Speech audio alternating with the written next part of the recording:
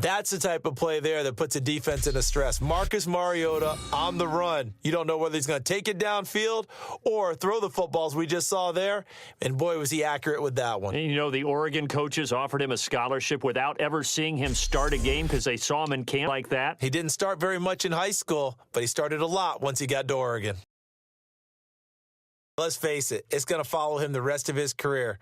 The Hail Mary he caught to beat the Lions in 2015 in Detroit, pretty memorable play. Those Lions fans, they just don't like you right now if they heard that. I didn't mean to bring it up to, pull the Band-Aid off the wound there. I was just trying to praise Richard Rodgers. They're going to be mad at me. Didn't it feel like a pitcher working his way into a 3-0 count, right? You're behind. What do your coaches always tell you? Get it back one pitch at a time. In this case, they tried to get it back right away, and it didn't work out.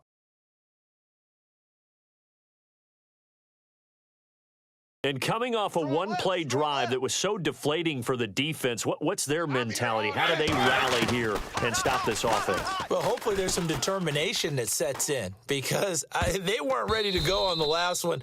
Give all the credit to the offensive guys for getting it done, but to allow a run of that length, that's just not being prepared. So now, are they determined? Are they ready to read their keys and make the proper plays? Nice play by the guys on the defensive side of the ball, but for the guys on the offensive line, they're doing a nice job of trying to protect their passer. But when a guy hops in the air and goes airborne and try to knock one away, it's difficult because you can't reach out and grab him. That'll be a holding penalty. So all you're trying to do is make some type of a play on him, make some type of contact to try and get his arms out of the sky. He had a great read there from his free safety position. And, Charles, you know with those guys, it's all about their eyes. They have to be laser focused. Yeah, I had to fake my way through it when I was playing, but now I can see exactly what they're doing. And on that play, he obviously had no presence to feel like he's being pushed for a pass. And without that, that allowed him to get up to the line of scrimmage and hold him to no gain.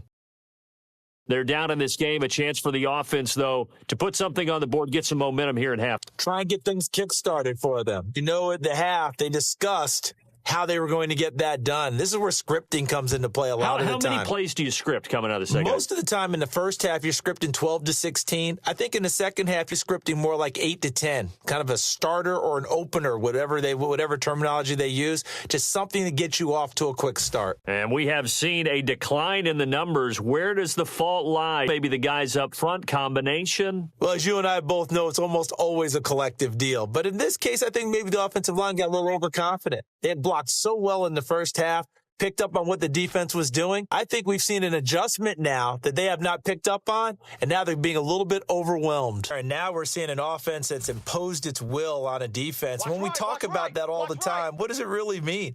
It means that the guys on the offensive line, they feel like they can do whatever they want. They're in the huddle saying, run it again. Give us another chance to smack someone and create some space.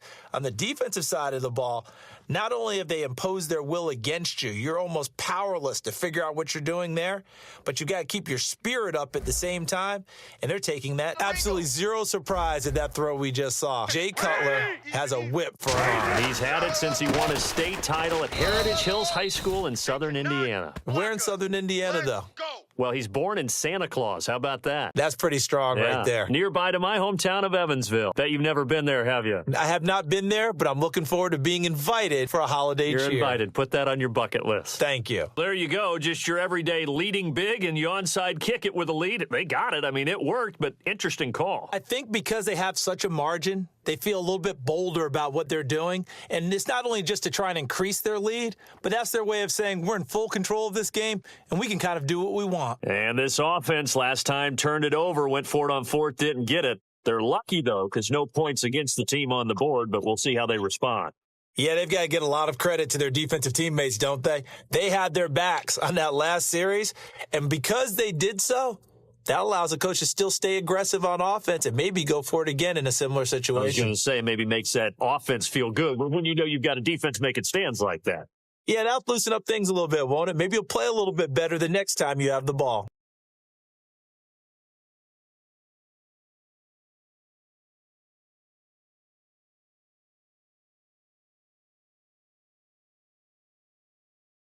They have the big lead here late. They protected their home turf well, didn't they? They certainly did, partner. And just think about how good that feels because every team has a goal when they start the year. to win at home, all right? And sometimes you don't win all of them, but they managed to get that done today. Just think about your routine stays the same.